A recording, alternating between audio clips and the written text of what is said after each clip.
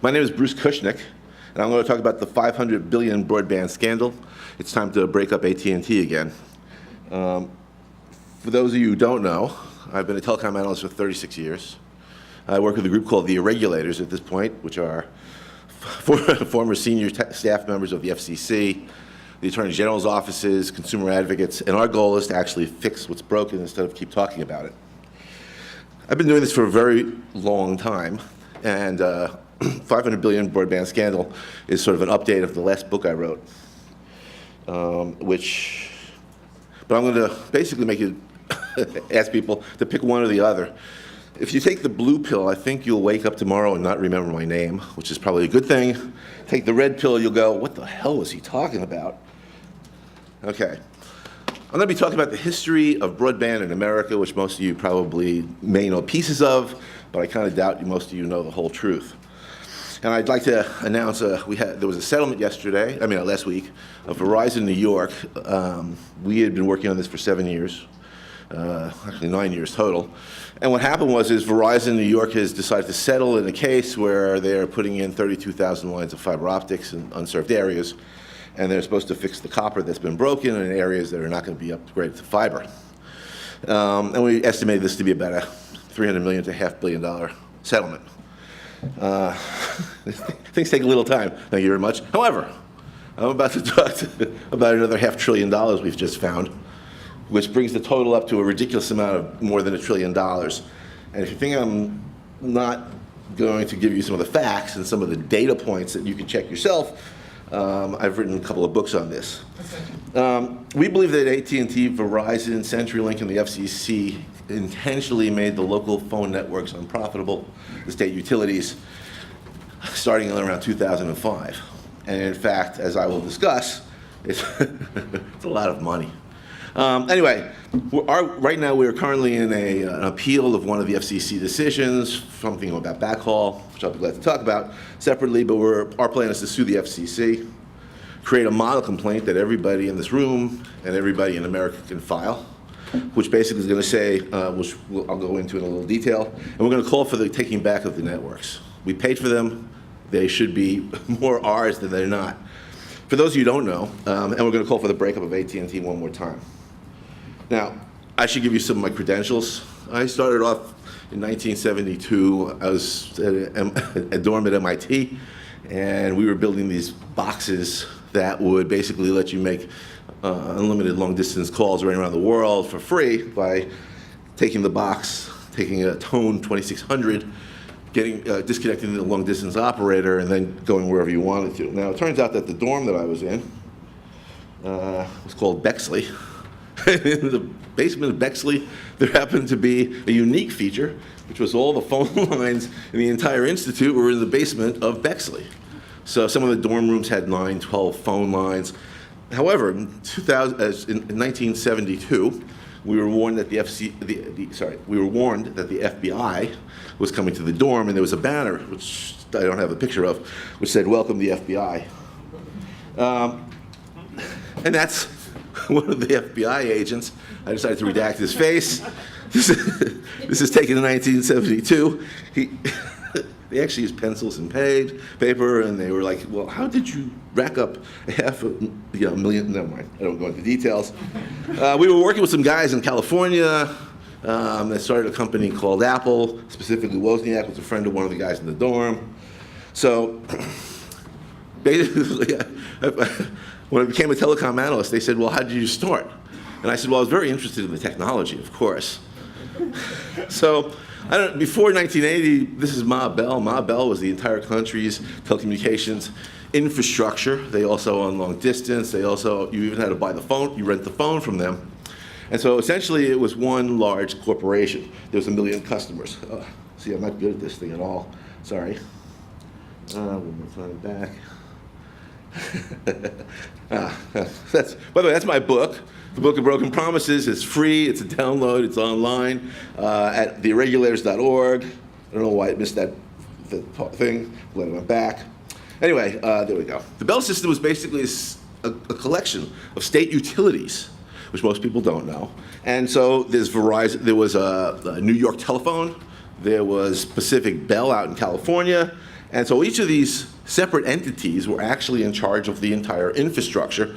However, AT&T, the parent, was basically in charge of the oversight of all these companies. Now, what's problematic is, so in 1980, so I should give you a little history. So MCI, which wanted to go into the long distance business, and a bunch of other players, so they sued the AT&T, and they had something called a divestiture, where they created 7 baby bells. Now, these are the fattest babies in history. There was US West, there was Pac Bell. So all of these people wanted to be Ma Bell again. And that's why, I'll get to how this all happened. But essentially what happened is all of these companies were basically supposedly supposed to compete with each other. They were supposed to go out and also wire America with a fiber optic line that was capable of 45 megabits in both directions in the year 1992. Okay, so here's what's going on. In 1991, there's a Clinton-Gore campaign that's talking about the information superhighway. This was basically a plan to just replace the existing copper wire with a fiber optic wire that basically would go to everybody's home, everybody's office by the year 2010. And the speed of broadband, as listed in state proceedings, including there was a guy named Harry Newton who had Telecom Library, and he published Telecom Dictionary, and this was the speed of broadband in the United States in 1992. Now, there was a couple of problems with this. Since 45 megabits in both directions, the hard drives were only 40 megs. So there was a little disconnect between all this. Now and the information superhighway, which I should talk about, basically was everywhere. So if you were to go read a newspaper, magazine, listen online, this is worse than 5G's wireless hype. This is sort of like America is going to have, fiber optics coming soon to your TV starting in 1996. Now, what most people don't know, wrong button, okay. So this is Pacific Bell's rollout of fiber optics for California. By the year 2000, there were supposed to be 5.5 million lines. They were supposed to spend $16 billion. And by 1997, they hadn't rolled out squat. And in fact, they pocketed the money. Now, what you should know is that in every state, the phone companies went to the state and said, if only you changed the laws, we would be glad to go out and spend the extra money on the infrastructure. And they gave them price caps, which basically said, make as much as profits as you want, don't worry about it, and use that money for the infrastructure. Not one state in the last 20 years has ever gone back and said, excuse me, where's the fiber optic lines that you were supposed to put in? Excuse me, did you refund the $15 billion you collected for doing this over this period of time? This has never happened. So, next one. Now, for those of you who think that I'm kidding, this is a list of the 22 filings at the FCC in 1993 and 4 by all the companies who basically said, well, let's see. It's kind of hard to read. It's in my book, by the way. Let's see. Connecticut was supposed to have 1 million lines put in permanent, which was AT&T owned it. Let's see another. There was supposed to be Cleveland, Indianapolis, Ohio, most of the East Coast. There was 1.2 million lines supposed to be up the East Coast, and 1 million lines in District of Columbia. So what happened was this is a very interesting thing. These models were all fraudulent. Now, I'm sitting there. Let me see if the next slide is. I think it might be. No. Okay. So I'm sitting. I'll go back. I don't know how to go back. So I'm sitting there, and basically what happened was I'm a consultant at this point to working for have an agreement with International Data Corp. In 1992, I helped roll out the first 3-digit dialing service, independent dialing service, 511 with Cox newspapers. I was basically making a lot of money. I was traveling around the world, and I was talking about things like the information superhighway until I realized that there were holes. The previous slide basically showed that there was, they claimed it was going to cost $750 to $1,000 to put in a fiber optic line, and that the set-top box would be $250. This is 1992. I don't think it was capable of doing that. We couldn't do it for $10,000 in the year 2000, counting the box. The box had to handle 45 megabits in both directions, video. And sorry, that made me laugh. So the other thing that happened At the breakup, they made a couple of mistakes. The first mistake was they overcharged my Aunt Ethel $1,000 for this rotary phone. So I'm sitting there for AT&T and Verizon and all these companies. And essentially, I don't look at the bills usually, and I go to my Aunt Ethel's house, and she has a rotary phone. And her caretaker is saying, my Aunt Ethel is 89 years old, legally blind, with walkers, and I go to look at the phone, and I said, "Can you give me the bills?" She gives me the bills, and this is incredible. I type them into a spreadsheet, find out that she paid over $1,000 for a rotary phone from 1982 to like 1995. And I was like, this is unbelievable to me. This is crazy. There was a case, by the way, about this, which I think there was like a $100 million settlement, which we did not take. Anyway, this thing triggered something where I realized my clients may not be telling me the truth about everything.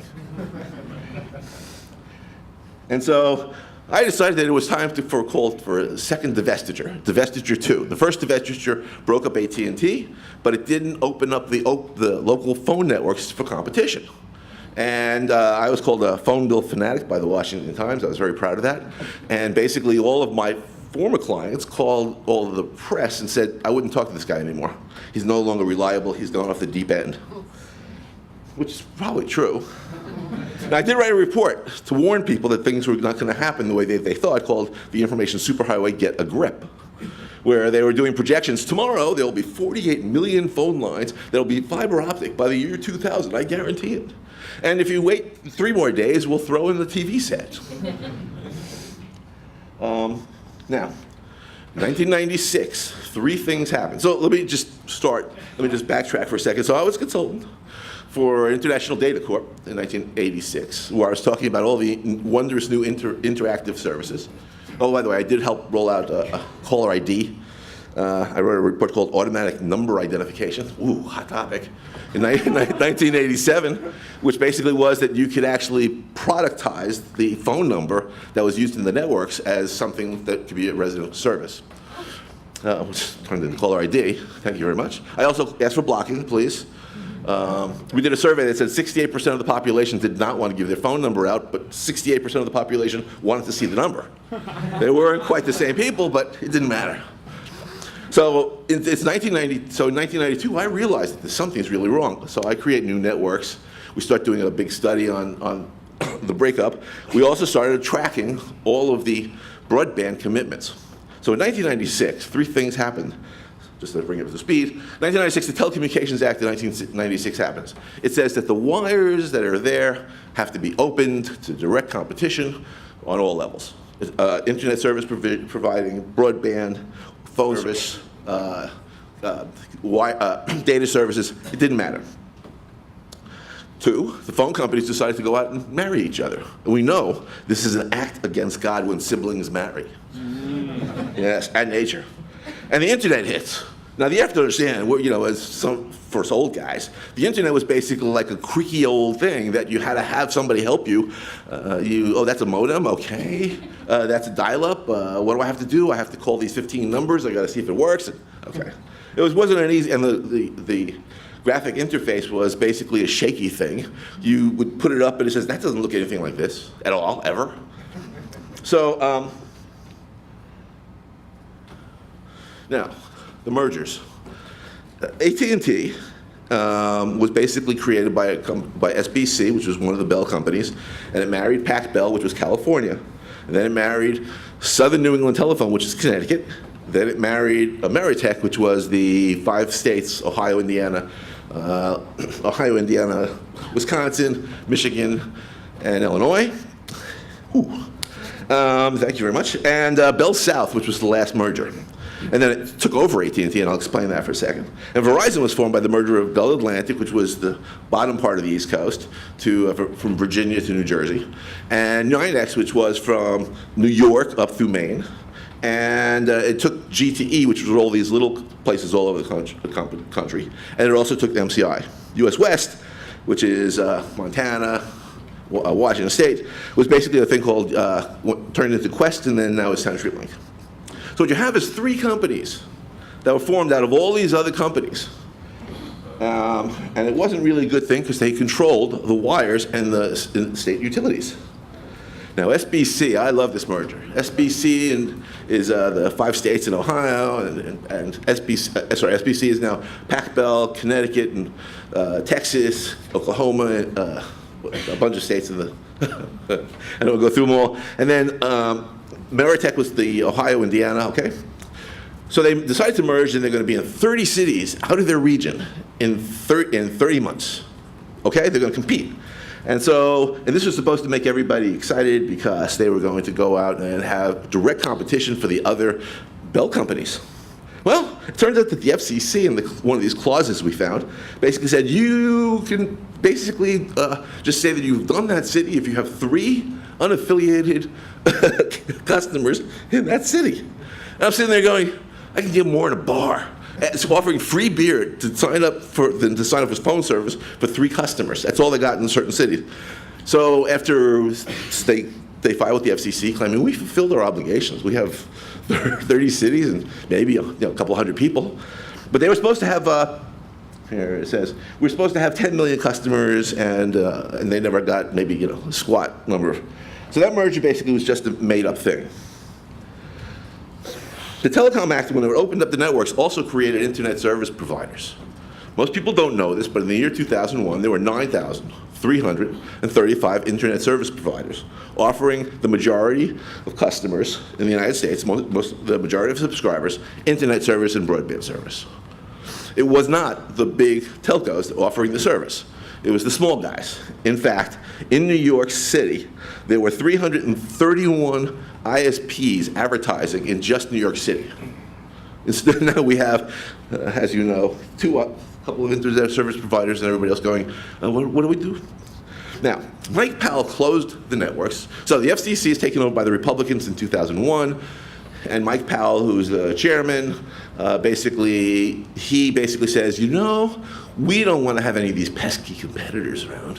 Why don't we just close the networks? And what we'll do is, how do we close it? We're basically going to say that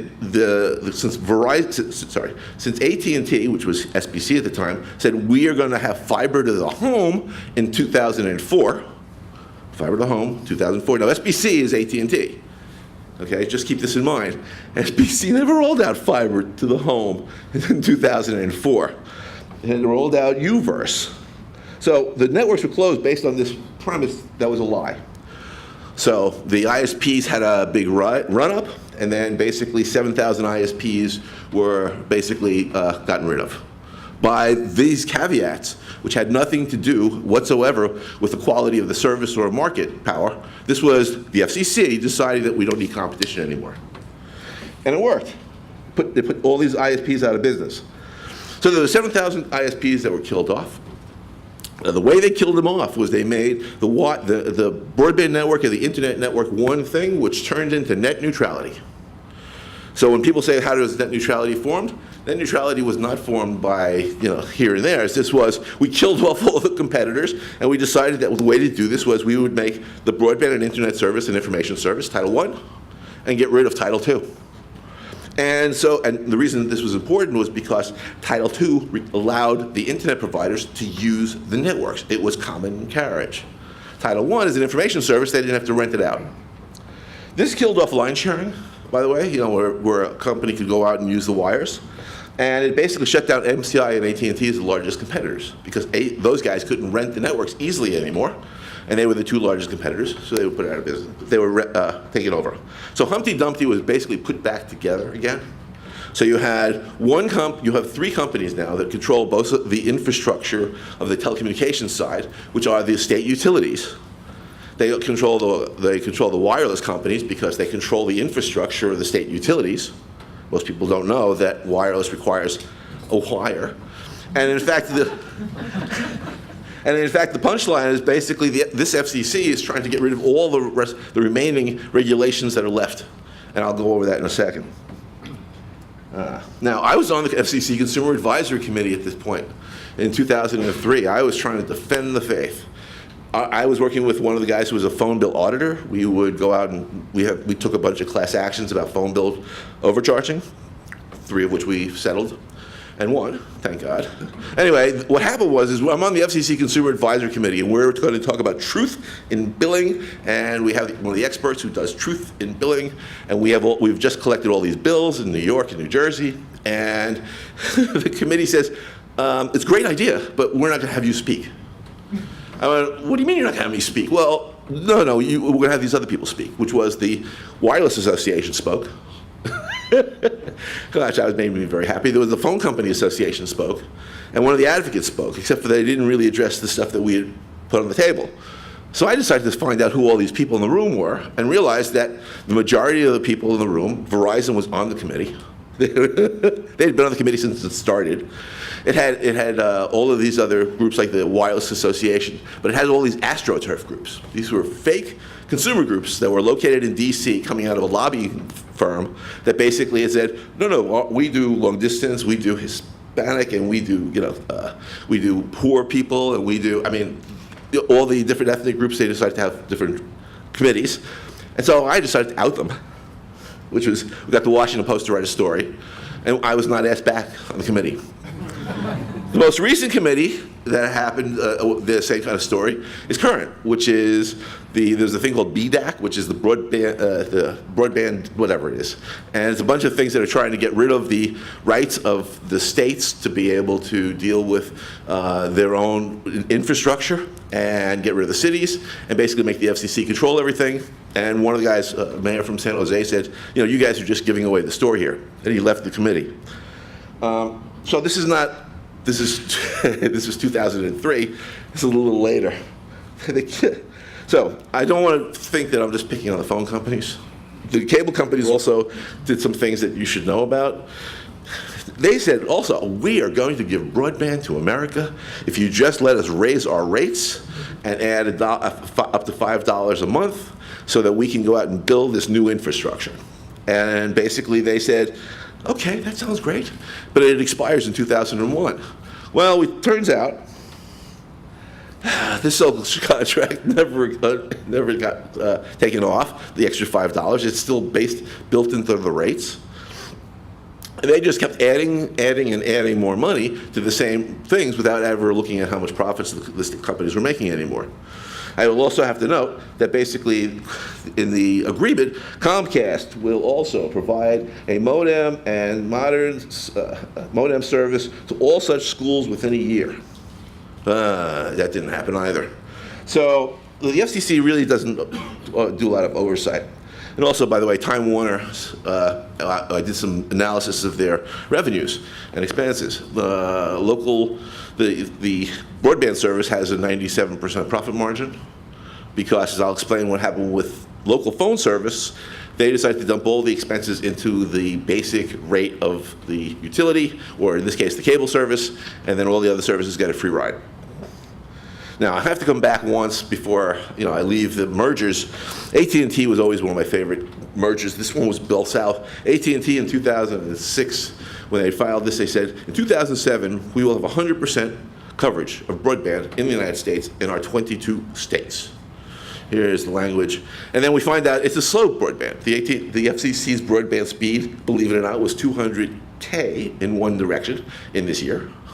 So they said, well, we'll do 200K. However, they never, as we know later, we filed a case against AT&T, they never actually rolled out the broadband in any place because this would require them to do at least DSL.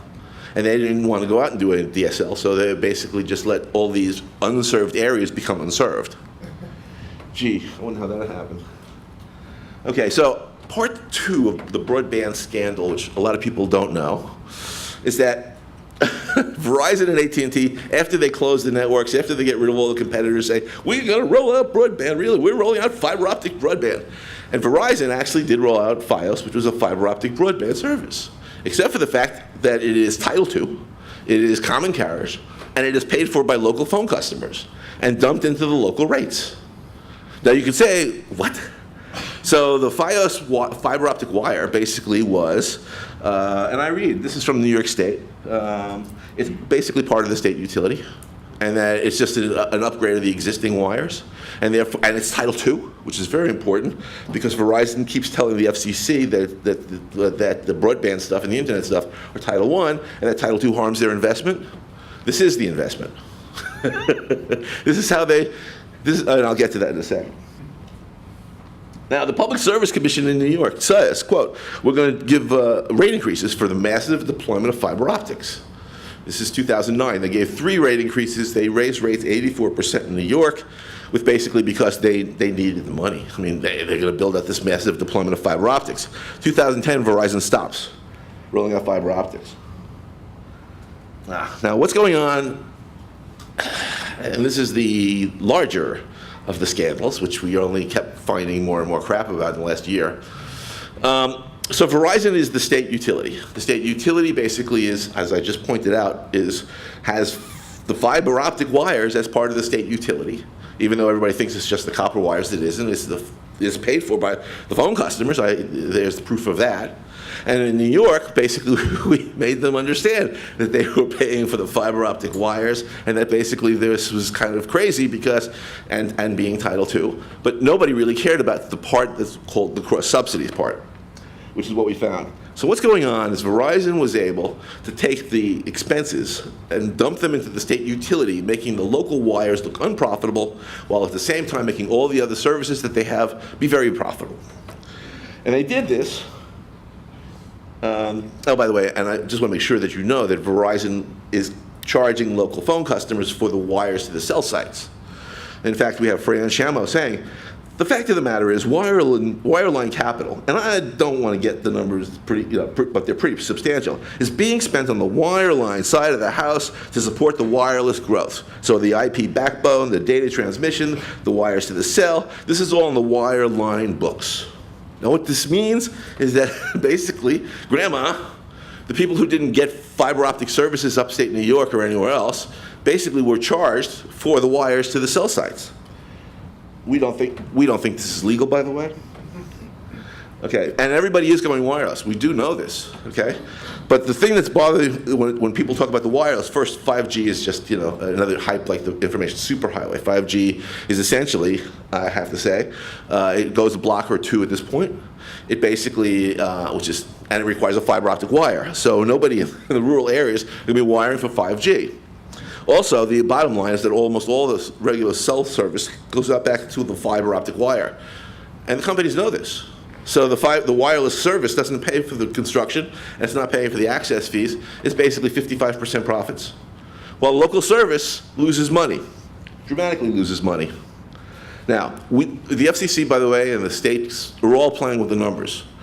When you say to me, well, how many lines are there? I will say, in New York, if you look at basically the 79th Street, all of these wires, almost half of them are not counted as wires on access lines. Half of them are not being, we're losing all these lines. Well, you're not counting most of the lines that you are gaining from all these other services like the wires to the cell sites or the fiber optic wires. So this way of playing with the numbers is a standard operating procedure at the FCC as well. Now, Verizon just settled, and we asked for was basically to say, you shouldn't be cross-subsidizing these other businesses. This is not necessarily legal. And not only that, but if you cross-subsidize them, you should, so let me see if I have that. Yes, okay, so what we did find, which is zombie rules. This is about as crazy as it possibly could get. In the year 2000, the FCC sets how the expenses will be allocated to the different lines of business. The year 2000 never changed for 18 years and is frozen. That's it. So in New York, Verizon New York, the state utility lost $2.6 billion in 2017. Just so you know, May 31st, 2017, Verizon 2017, New York, 2017 annual report came out. And people like me, this is sort of like nirvana. Oh, we have real numbers. And what we found was Verizon not only lost $2.6 billion, but local service lost $2.9 billion. This is just the local services, about $1 billion of revenue out of $5 billion of Verizon New York, and local service basically are the regular phone lines. Now, how does the phone lines lose the $2.9 billion?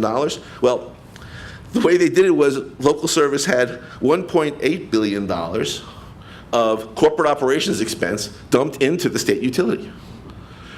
The executive jets, the executive pay, the foundation grant money, the lawyers, the lobbyists, it's thrown into local service category for calculations. Local service is then unprofitable automatically. Local service also paid $1.2 billion in 2017 for construction. This is the copper wires we're talking about. Verizon spent about $100 million, $125 million on those wires.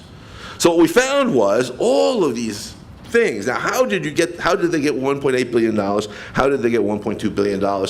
And how do they charge all local service? It's very straightforward. In 2000, Verizon local service has 65% of revenues, paid 65% of the expenses. In 2017, local service had 21% of the revenues and paying 60% of the expenses. It didn't change. The expenses basically stayed flat all these years. This way of getting the local networks to be unprofitable was all on paper. I hate to tell you this. The digital divide was created this way. Because they said, we're not going to, it's expensive to do the other areas. Well, in a utility, we in New York State and the urban areas are paying more so that the rural areas get wired. And we're also paying for the wires. It wasn't like they're taking it out of their own budgets. So the zombie rules are, the rules in 2000, the rules I'm talking about, which are cost accounting rules, were put in 2000. Then in 2007, they decided to erase the FCC decided to erase the tracks, get rid of anybody that could follow it by getting rid of. They used to publish since 1939 all of the information about each state utility, how much money it was making, the expenses and everything else. In 2007, they erased the entire collection of all data. In 2007, they all filed at the FCC to get rid of all the accounting rules so that nobody could track this anymore. Brendan Carr, who's the current commissioner at the FCC, was Verizon's attorney in 2007 when they filed to get rid of the accounting rules.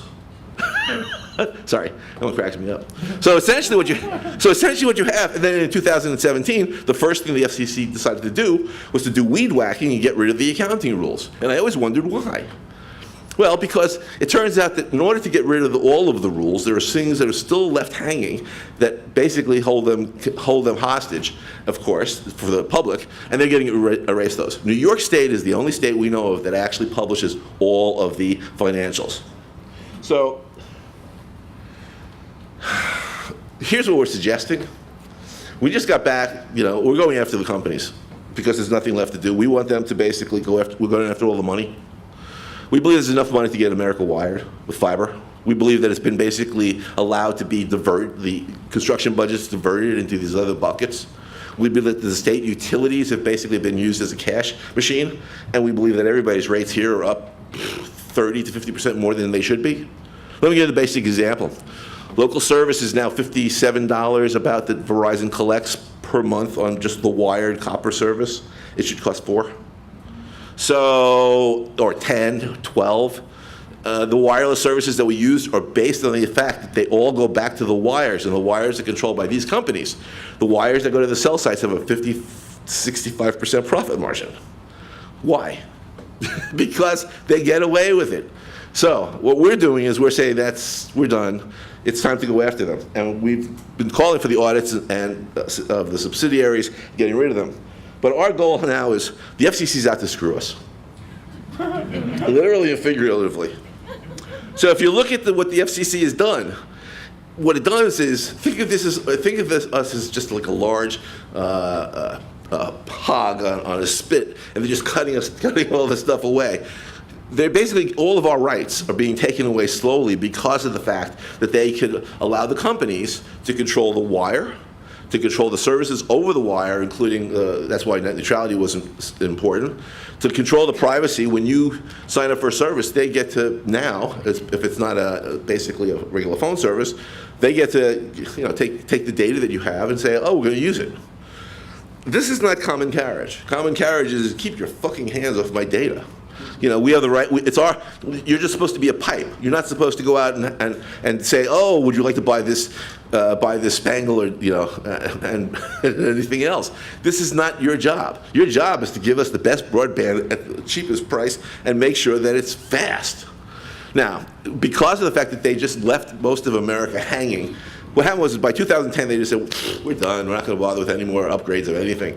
Upstate New York, basically, the reason why there was a settlement was because the CWA, the union guys, testified saying, well, the wire was put in the 70s or 60s and was never changed.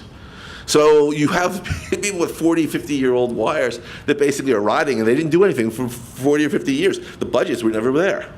So our take now is that the FCC's plan, just so you know, is to erase all of the accounting rules, to erase privacy, they got rid of net neutrality, to go out and basically allow them to shut off the copper, to preempt the state laws, preempt the city laws, pretty much do whatever they want. And you have to understand, from my perspective, 5G is just a shiny bauble, which is basically being used, oh, the new technology, we're definitely going to do that. Just erase all the laws. Sure, we'll definitely do that. I mean, no offense, but deja vu. I've worked on these books for years. This is exactly what's going on. So our take is we have to stop the FCC. We can't let this go on. If the FCC erases the rest of the rules, it'll be very hard to go back to the last layer. Now, most people don't know this is a state utility. Verizon New York is a state utility, and and they'll tell you it's a state utility. We have to make sure that people know that, and they offer broadband. The only thing is we can't use the state utility as we thought we should because basically it's been handed over to these guys. So we believe that what should happen next is we should separate the companies from the wires. We've talked about this. I've talked about this since 1992. In fact, I was wearing a suit, and I thought people were going to throw tomatoes at me. No, duck. Especially my former clients. So I think what we have to do now is we really have to think through the harms that we have and what are the other solutions. But there aren't that many other solutions. Unless we separate the wireless company from the wireline company, the wires are going to be handed over to this company as private property. That's not a good thing. So, and also all of these mergers with them controlling content, why? What does it have to do with the offering of great service to us in each state? Now, these are state-based utilities. Just keep this in mind. So we have the right to we should have the right to use these state-based utilities because we're basically paid for them over and over and over. I mean, the $500 billion was tracked starting in 1995 or 6, and where I started realizing that all the state laws are being changed. And so it really is over $500 billion that collected. This new scandal where we figured out that they were being able to cross-subsidize all their other lines of business, and that essentially they decided to intentionally make local service look unprofitable so that they wouldn't have to go out and do the wiring and use it as excuses. I think we can nail them on it. So my job now is to say, anybody who wants to join us, we're looking for people to help. We're going to be raising money to sue that shit out of the FCC. Sorry, pardon my French. And we're going to try to get all the affiliates to start paying market prices, which means that Verizon Wireless has to pay at the same price as everybody else. Now, it's not legal for Verizon to charge their own affiliate less money than they do Sprint. But that's what came out of the investigation that we did in New York. And so, while the New York settlement, which just happened, basically did not go as far as we wanted it to, we're going to basically create a model complaint and file in every state that we can get people to go out and help us, and file in every city, have every city file and say, how many lines are there in our city? How much money did you charge us for all these wires? Now, there is one other place, known as dark fiber. For those of you who don't know, Verizon and AT&T and all these companies have been putting in fiber optic wires continually since the 1990s. It never stopped. In fact, 50% of all the fiber optic wires in the United States are all dark. Now, they're on the books somewhere. There are maps somewhere. But nobody's actually talking about this. And from my perspective, taking the dark fiber that was already paid for back and using it for what we want to use it for, which is really fast, really cheap, really good, and keep your hands off of my bits. I think is the next step, and also open to all competition. Anybody who wants to use the wires would be able to use it, which is what the Telecommunications Act basically said, but they started whittling it away year by year. So anyway, let me see if I have any more slides. No. Well, thank you very much. I like questions. People who want to play with us, let me know. I can't see a thing from here whether there are people with their hands raised, so. Yeah, are you taking questions? Yeah, come to the mic, I guess. Okay. I feel like I'm on the I didn't do it. The lights are a little bright. So you referred a few times to promises that have been made that haven't been kept. Yeah. So, and you talked about the regulatory authorities who, it seems like you're implying they could have done something, so I'm just curious about the details of that. Like, did they not do anything because they not hold the utilities accountable because of regulatory capture only? Or is it also because the structure doesn't really let them? Like, did the authorities only have a chance to say yes or no because there was a merger on the table or because a rate making was happening? Like, do they have an opportunity even structurally to go back now and say, hey, you did not do this? Okay, so the statute of limitations would say you can't go back 20 years and look at this. The cross subsidies are current. The stuff I just brought up at the end, which we can go after. And there's, in New York, $3.7 billion was overcharged, as far as we can tell, to just local service. So can the states do anything? Yes, they have the power to. Can the FCC do anything? Yes, but the FCC is useless. The FCC has taken over. The chairman of the FCC is a former Verizon attorney. The attorney for Verizon on this document, to get rid of the accounting rules was Brendan Carr. So my feeling has been, and we've been doing this for a very long time. In '97, the New Jersey ratepayer advocates stood up and said, you guys didn't perform as you said you were going to. And so they were able to get some concessions for wiring the schools. In 2000, the fact that I can list how many times there have been challenges about this is embarrassing to the country. My feeling is most people after 18 months, nobody remembers that there's even a law. And then I'll give my favorite one is in New Jersey. I was testifying, and I was telling them about the history of broadband, and not one of the commissioners knew the history. Well, they were about to give them a franchise. So I think that the truth of the matter is it's holding them, first, they don't know. I guarantee you that most of these people don't know what happened in their state. Making them understand that is one. Two, all the cross subsidies, I believe, are not legal in some states. I don't believe you can go out and charge for the wireless build out or charge $1.8 billion in New York for corporate operations expense. Now the state basically doesn't want to look at this stuff because it's opening a can of worms. And I'll tell you, Cuomo actually probably killed off, in New York, the governor, probably killed off the investigation of the wireless cross-subsidy because he put a 5G bill into the middle of the budget last year. So Verizon, the head of Verizon in New York and New Jersey happens to have been his economic advisor. So what you're dealing with is for everything you listed, there's probably something that happened in every state. But for the most part, nobody's ever really just sat down and said, okay, we're going to go after this. Oh, I will say, in 2012, we got two cities wired in Stowe Creek and Greenwich in New Jersey because on the books, it actually said that they were required by law to go out and get 100% of the state for fiber optics and didn't do it. So we actually were able to hold them accountable because the state made a mistake and actually issued a show cause order of why they hadn't done the work.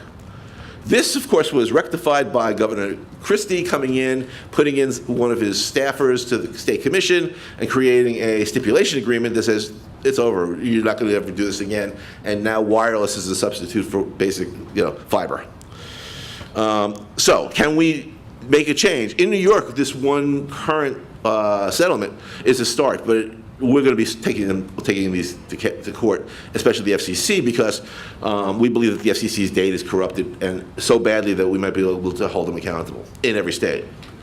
I mean, the FCC's rules that were corrupted are in every state. They're federal rules, so every phone company had to use them. We just don't have the books to prove this. Did I kind of answer? Yeah, thanks. For people who liked your talk, who else should they read or listen to on this topic? Is someone like Tim Wu, for example, who wrote a book called The Master Switch, a good guide, or basically where else can they start to learn more about this? Tim's actually, I like this book, and I think each of the Susan Crawford, there's a whole bunch of people that have different points of view about this. Susan Crawford's another person that's wrote a book on this stuff and is becoming more radicalized. But the truth of the matter is the stories have not really been told. I've been doing this now for a very long time, and if you type in my name in Verizon, you'll find that I wrote 90% of the stories, and or somebody quoted the stories that I wrote. So I think that we have to change this. I think when we start, our play now is to do this model complaint and get hundreds of groups to file at the same time. We're going to be asking for how much money was collected, how many lines are there today, but I mean, and also the cross-subsidy stuff. How much did the wireless company of the construction budgets go to them? And I think that nobody's asked these questions. And I think now if we can get different groups around the country to file at the same time with our complaint, of which everybody will have input, I think this is a good start. We've been doing this for a very long time and realized taking legal actions is the only thing left to do. We don't think there's like a lot, for example, net neutrality is important, but at this point in time, the stuff that we're doing, if we separated the companies, it would fix net neutrality because you can choose your own ISP. You don't have to pick this one. You could say, there were 331 ISPs in New York City in 2001 when I looked on this in the Boardwatch ISP directory. So that's a lot of ISPs. So I think bringing back competition, I think they'll show up, is an important step. And so I think it's up to us basically to go out and start telling the stories. Any help would be great. This is a great. I want to thank the Internet Society for suggesting that I speak at this conference. Hi. So I am actually suing the FCC right now for data related to people who were astroturfing the common system during the Restoring Internet Freedom proceeding last year that ended net neutrality. You had talked about astroturfing earlier. I was wondering if you can name some names of not only front groups, but groups that were funding the front groups.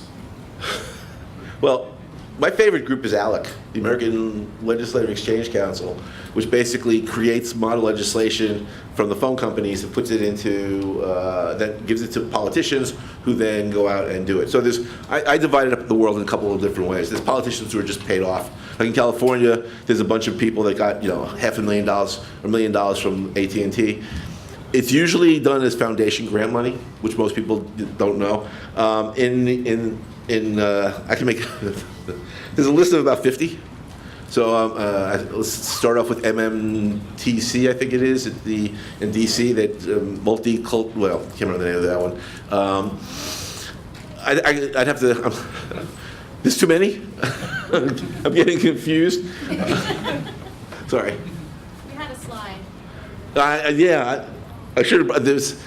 We actually started outing them all about 3 years ago, and they've all changed names. That's why I'm having trouble with the old ones. There was one group called Issue Dynamics in the history, which basically had 15 or 17 groups working out of its own offices. But in terms of the new groups, there's a whole bunch of them that I'd have to make a list and post it. But thanks, I should do that. Yeah. If you look at anybody who's who's against net neutrality, they're probably paid off, or at least lots of them do. Hi. So my question was about companies like Facebook and SpaceX are trying to push toward satellite internet. Do you think that's an actually possibility to kind of shift the internet and the cable networks, or is that just going to be another carrot on the stick like 5G is currently? I'd like to think it was going to work. I was around for Iridium, which was going to be the solution set for everybody's broadband. There was a thing called CAI Wireless in '95 when the company stopped pulling out of their wireless thing. Oh no, we're going to offer this other wireless. So I've seen this 5 or 6 times, and so history says if I had a bet on it, I would say it would be a good bet. But considering there's a lot more people out in space than there was before, there's a chance. I don't see it happening so fast. When AT&T bought DirecTV, I was going, oh no, they're going to really shit up on all broadband. AT&T, so AT&T said it's going to do fiber at the FCC, and then it rolled out UVerse, which is a copper to the home service, and couldn't do the speeds. And then basically, then it wants to shut off the copper because it wants to give you direct TV. And the answer is they just want to keep the standards so low that they can, give you 2 cans and string and say, well, we're offering broadband. I mean, it's gotten to the point where, I'll give you an example. The FCC has set the rural areas as being 10 down, 1 up for wireless, fixed wireless. Now imagine, that's why we have to shut off the copper, because DSL could give that speed, but that would give you unlimited versus we'd have to go out and charge you per gig here. I mean, the trade-offs are ridiculous. So I don't really, if I had to do a projection, I would say that the likelihood of satellites showing up and being ubiquitous and working, not big in the next couple of years, but so. I love what you're doing, and especially the statement you said there's enough money. Can you hear me? No, we're out of time. Oh, okay. I can't see anybody, but it sounds great. My glasses. Oh, okay. Sorry. See who's talking? Time is up. Oh. Can I have the last question first?